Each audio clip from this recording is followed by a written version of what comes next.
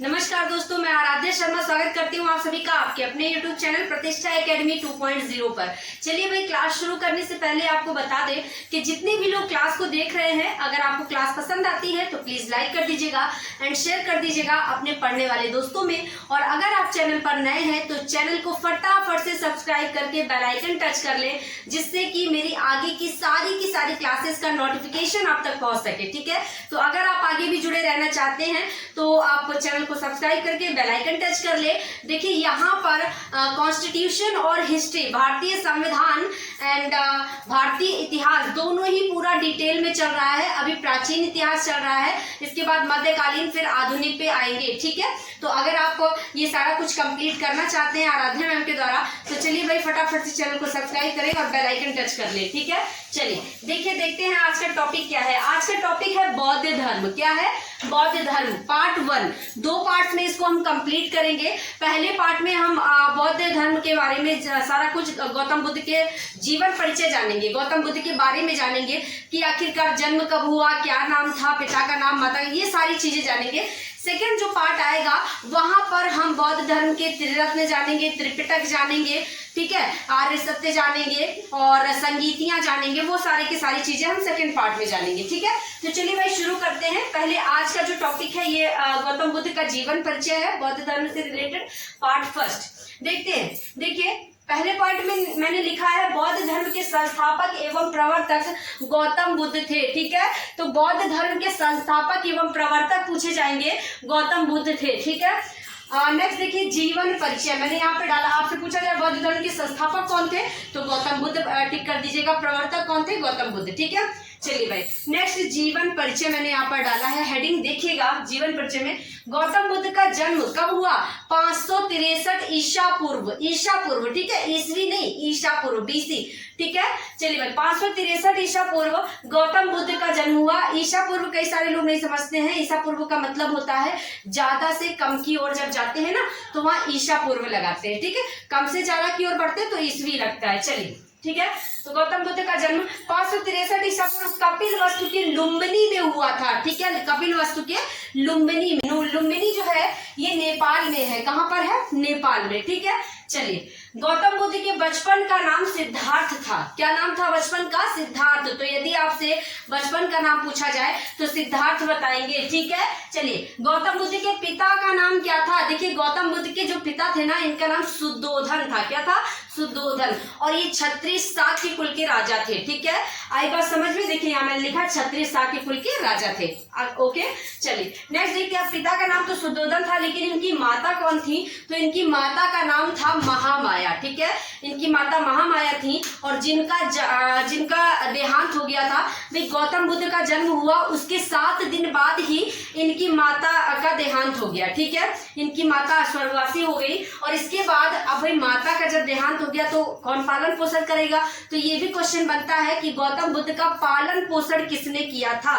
तो भाई गौतम बुद्ध का पालन पोषण उनकी मौसी प्रजापति गौतमी, ये बाद में लिख दीजिएगा। ठीक है, गौतमी प्रजापति ने किया था। ठीक, आई बात समझ में? सगी मौसी थी इनकी, जो माता थी महामाया, उनकी छोटी बहन थी। ठीक है, छोटी सगी बहन थी। इन्होंने गौतम बुद्ध का पालन पोषण किया था। आई बात समझ में? चलिए भाई नेक्स्ट देखते हैं। इनका विवाह 16 वर्ष में यशोधरा से हुआ था। इनकी बीवी का नाम अगर पूछा जाए तो यशोधरा। वैसे नहीं पूछा जाता है, लेकिन कितने वर्ष की आयु में विवाह हुआ था तो वो पूछ सकते हैं। 16 वर्ष की आयु में यशोधरा से विवाह हुआ था। इनका एक पुत्र था जिसका नाम राहुल था। ठीक है, राहुल पूछा जाता है, कई बार पूछा गया। ठीक है, तो इनके पुत्र का नाम क्या था? राहुल। चलिए 29 वर्ष की अवस्था में गौतम बुद्ध ने गृह त्याग दिया था। याद रखिएगा, ये चीज आपसे पूछी जाती है, इंपॉर्टेंट पॉइंट है कि कितने वर्ष में गौतम बुद्ध ने गृह त्यागा था। तो 29 वर्ष की अवस्था में गौतम बुद्ध ने गृह त्याग दिया था। और गृह त्यागने को बौद्ध ग्रंथों में क्या कहा गया है, ये मोस्ट इंपॉर्टेंट है, इसको आप याद रखेंगे। गृह त्यागने को बौद्ध ग्रंथों में महाभिनिष्क्रमण कहा गया है। देखिए मैंने यहाँ पर लिखा है कि जिसे बौद्ध धर्म में महाभिनिष्क्रमण कहा गया है। ठीक है, तो याद रखेंगे इनके गृह त्यागने को क्या कहा गया है बौद्ध धर्म में? महाभिनिष्क्रमण। आई बात समझ में? चलिए नेक्स्ट देखते हैं। ग्रह त्यागने के बाद बुद्ध ने सर्वप्रथम अलार कलाम से शिक्षा ग्रहण की। ठीक है, अलार कलाम एक व्यक्ति थे, उनसे बुद्ध ने सबसे पहले शिक्षा ग्रहण की। और कैसी शिक्षा? सांख्य दर्शन की शिक्षा ग्रहण की। ठीक है, सांख्य दर्शन का मतलब होता है कि संख्याओं पर आधारित शिक्षा, मतलब संख्याओं का ज्ञान इन्होंने जो है ये अलार कलाम से लिया, और अलार कलाम इनके पहले गुरु कहलाए। ठीक है, तो अगर गौतम बुद्ध के प्रथम गुरु पूछे जाए तो आप अलार कलाम पर टिक करेंगे, पहले गुरु। ठीक है, तो सांख्य दर्शन की शिक्षा इन्होंने, और किसकी शिक्षा ली थी? तो सांख्य दर्शन की शिक्षा इन्होंने अलार कलाम से शिक्षा ग्रहण की, जो कि वैशाली के थे। अलार कलाम कहाँ के थे? वैशाली के थे। ठीक है, वैशाली। चलिए भाई, जो कि बिहार में पड़ता है। चलिए नेक्स्ट देखते हैं। जो ये चीजें हैं ना, इनको भी आप देखिए, ये मैंने बताया लुम्बिनी, ये बिहार, तो इनको भी नोट करते चलिएगा, बाई चांस आपसे पूछ लिया जाए। ठीक है, चलिए सांख्य दर्शन की शिक्षा ग्रहण की, और अलार कलाम जो है ये बुद्ध के पहले गुरु कहलाए, मैंने पहले ही बता दिया है आपको। नेक्स्ट देखिए, सिद्धार्थ को वेद और उपनिषद की शिक्षा किसने दी? तो सिद्धार्थ को वेद और उपनिषद की शिक्षा रुद्रक ने दी। ठीक है, देखिए सांख्य दर्शन की शिक्षा उन्होंने अलार कलाम से ली, लेकिन वेद और उपनिषदों के बारे में जो ज्ञान है ये इन्हें रुद्रक से मिला, इसकी शिक्षा रुद्रक से ली। ठीक है, चलिए भाई याद रखिएगा। देखिए नेक्स्ट देखिए, 35 वर्ष की आयु में सिद्धार्थ को बोध गया उरुवेला पीपल वृक्ष के नीचे, बोध गया उरुवेला, ये नेपाल बिहार में है। ठीक है, बोध गया उरुवेला जो है ये बिहार में पड़ता है, पीपल वृक्ष के नीचे निरंजना नदी, जिसे फल्गु भी कहते हैं। ठीक है, निरंजना नदी फल्गु, देखिए मैंने लिखा है निरंजना नदी फल्गु नदी के किनारे ज्ञान की प्राप्ति हुई। तो ये वाला point most important, double tick कीजिएगा कि गौतम बुद्ध को, मतलब सिद्धार्थ को कहां पर और किस नदी के किनारे और किस वृक्ष के नीचे ज्ञान की प्राप्ति हुई।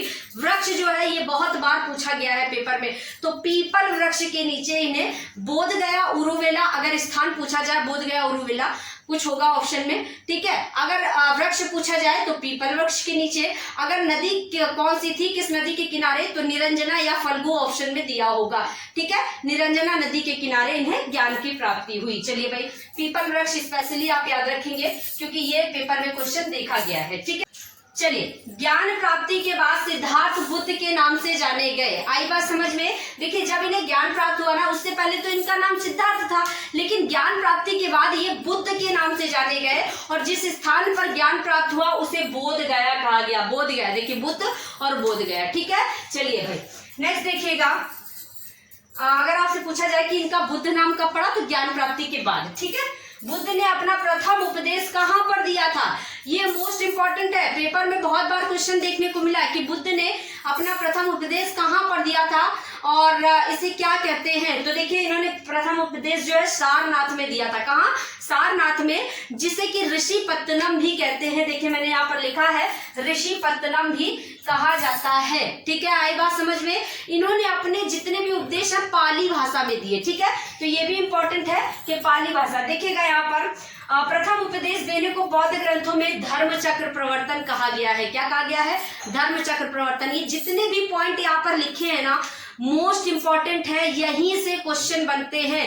हर एग्जाम में इन्हीं पॉइंट से क्वेश्चन बनते हैं, इसलिए ध्यान से समझ लीजिएगा, स्क्रीनशॉट ले लीजिएगा और अपनी बुक में नोट कर लीजिएगा और इसको याद कर लीजिएगा। ठीक है, ये मोस्ट इंपॉर्टेंट है। जैसे कि प्रथम उपदेश को क्या कहा जाता है बौद्ध ग्रंथों में, तो इसे धर्म चक्र प्रवर्तन। गृह त्यागने को क्या कहा गया है? महाभिनिष्क्रमण। देखिए महाभिनिष्क्रमण, और पहले उपदेश देने को धर्म चक्र प्रवर्तन।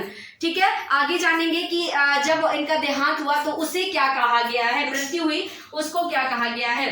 देखिएगा, तो यहाँ पर देखिए बुद्ध ने अपना प्रथम उपदेश सारनाथ में दिया, जिसे ऋषिपत्तनम कहा जाता है। प्रथम उपदेश देने को बौद्ध ग्रंथों में धर्म चक्र प्रवर्तन कहा गया है। बुद्ध ने अपने उपदेश पाली भाषा में दिए। अभी मैंने बताया था कि देखिए इन्होंने अपने उपदेश जो है पाली भाषा में दिए, तो पूछा जाता है बुद्ध के उपदेश किस भाषा में है? पाली भाषा में। ठीक है, चलिए बुद्ध की मृत्यु। देखिएगा बुद्ध की मृत्यु जो है 80 वर्ष की अवस्था में 483 ईसा पूर्व। देखिए मैंने कहा था ज्यादा से कम की ओर जाएंगे, यहाँ पे 563 में इनका जन्म हुआ था और 483 ईसा पूर्व में मृत्यु हो गई इनकी। ठीक है, मृत्यु कहाँ पर? कुशीनारा देवरिया, उत्तर प्रदेश में पड़ता है कुशीनारा देवरिया, सभी जानते हैं।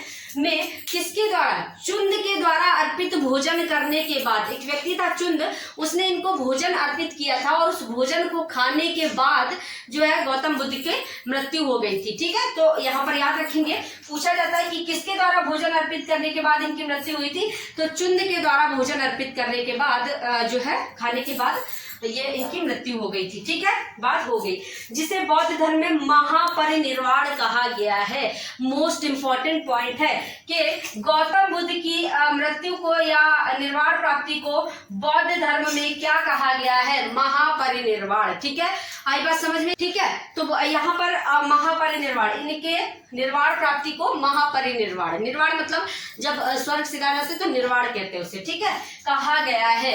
देखिए मैंने यहाँ पर एक पॉइंट और लिखा है, जातक। अब ये जातक क्या है इसको समझ लीजिए थोड़ा सा। जातक जो है ना बेटा, ये बौद्ध साहित्य है, एक बौद्ध साहित्य है, और यहाँ से गौतम बुद्ध के पूर्व जन्म की कथाओं का उल्लेख मिलता है। ठीक है, मतलब गौतम बुद्ध के पूर्व जन्म के बारे में हम कहाँ से जानते हैं, तो जातक से जानते हैं। ठीक है, जातक एक बौद्ध साहित्य है, याद रखिएगा। ठीक है, एक दो चीजें और जान लीजिए। गौतम बुद्ध का नामकरण किसने किया था? देखिए बुद्ध के बचपन का नाम सिद्धार्थ था, यहीं पर लिख लीजिएगा, असित नामक ब्राह्मण ने, असित नामक ब्राह्मण ने नामकरण। ठीक है, तो असित नामक ब्राह्मण ने बुद्ध का नामकरण किया था। आई बात समझ में। चलिए ये भी इंपॉर्टेंट है। इनके सारथी का नाम क्या था? गौतम बुद्ध के सारथी का नाम, तो यहां लिख लीजिएगा सारथी का नाम, सारथी। इनके सारथी का नाम छंदक था। क्या था? छंदक। ठीक है, तो इनका सारथी छंदक था, जिसका नाम छंदक था। ठीक है, चलिए तो ये हो गया गौतम बुद्ध का जीवन परिचय। ये हमने जाना उनके बारे में कि आखिरकार जन्म कब हुआ, मृत्यु कब हुई, उन्होंने अपने जीवन काल में क्या क्या किया, कहाँ कहाँ पर किया, और किस चीज को क्या कहा गया है। ठीक है, आज जीवन परिचय हो गया है। कल की क्लास में हम गौतम बुद्ध के जो भी संगीतियां हैं, त्रिरत्न है, त्रिपिटक है, इनके बारे में जानेंगे। तो 2 पार्ट्स में हम बौद्ध धर्म को कंप्लीट करेंगे। चलिए तो आज के लिए इतना ही, कल फिर मिलते हैं अगली क्लास में। तब तक के लिए सभी को टाटा, बाय बाय एंड नमस्कार।